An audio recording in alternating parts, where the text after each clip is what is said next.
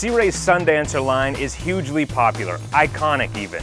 And the 320 Sundancer already got a reboot in the stern drive, but new for 2018 is the outboard option. And standard comes triple Verado 250 horsepower. Beautiful beasts on the back. This thing performs like a sport boat with it. You also, with the outboards, get the joystick piloting, which is great. But the big changes aren't just here at the transom. The other change is up at the bow. Now, if you're like me, or like most people, when you hear the word Sundancer, you don't think bow rider. But Sea Ray's done a lot of research, and they found that 75% of their bigger cruisers are still only used as day boats. So in response to this, they have created this triple wide bow rider bow lounge.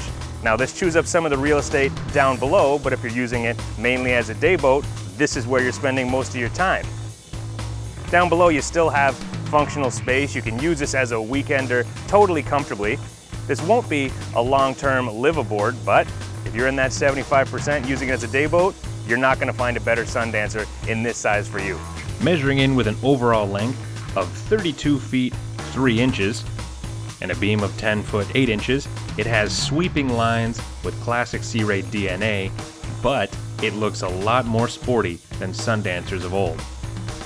The hardtop is optional, but in my eyes, it's a must. It gives a great amount of coverage while being high enough that you get lots of breeze over the windshield so you don't feel like you're trapped in a greenhouse. And if you want the sun to pour in, you can slide open the sunroof. From the port side walkthrough to the double captain's chair, there's bright colors throughout. And at the helm, a glass dash with dual massive Raymarine touchscreens. Directly behind is a small but functional seat with the main DC breaker panel and storage beneath. On the port side, the companion's chair has a reversible seat back for rear-facing lounging or forward-facing riding. The aft cockpit has plenty of seating and is entertainment ready, with a full-size cooler beneath the centerline bench. And to starboard, a full entertainment area with standard wet bar and optional grill and slide-out refrigerator. Thanks to the outboards, you've got lots of free space on board. And with the aft bench raised all the way up, you have easy access to the water heater and batteries and generator, along with all that storage. The bow lounge will be hugely popular, with the triple seats with fold-down armrests, and it too is entertainment ready. That table has a dedicated storage space built into the port side so you can secure it away while keeping it easy to access. The outboards chew up some swim platform space, but there's still some good real estate back here and lots of transom storage, including a separate hatch for your shore power and water. Heading down below, you'll find that while this isn't a long-term live-aboard, it's a very capable weekender. Dual beds in the aft of the salon can slide together to make a queen bed. And at the bow, the V-berth has a table that lowers and filler cushions to make it a bed as well. There's another fridge down here and a microwave, and directly opposite, a good size head for a 32-footer.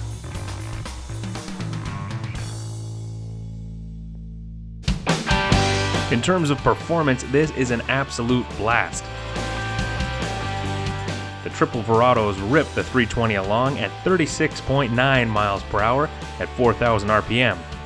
But just a little bit slower, the 25 to 35 miles per hour range, depending on conditions, is the most fuel efficient.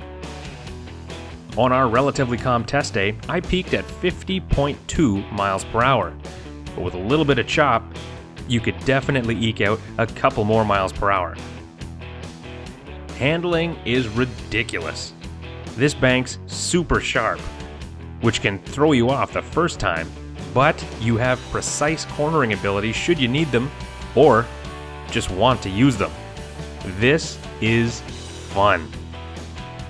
I personally have a 380 Sundancer that's nearly 20 years old, and as great as it is, it does not compare to this.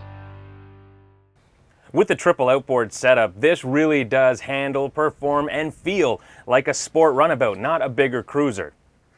If you're someone that wants to spend a lot of time on board using it as a second home or a floating cottage, this probably isn't for you, admittedly. But if you fall into that 75% of people that use your bigger boat just as a day boat, you're going to be hard-pressed to find something in this size that's as fun and as functional, both as a day boat but as a capable weekender should you choose to use it as that.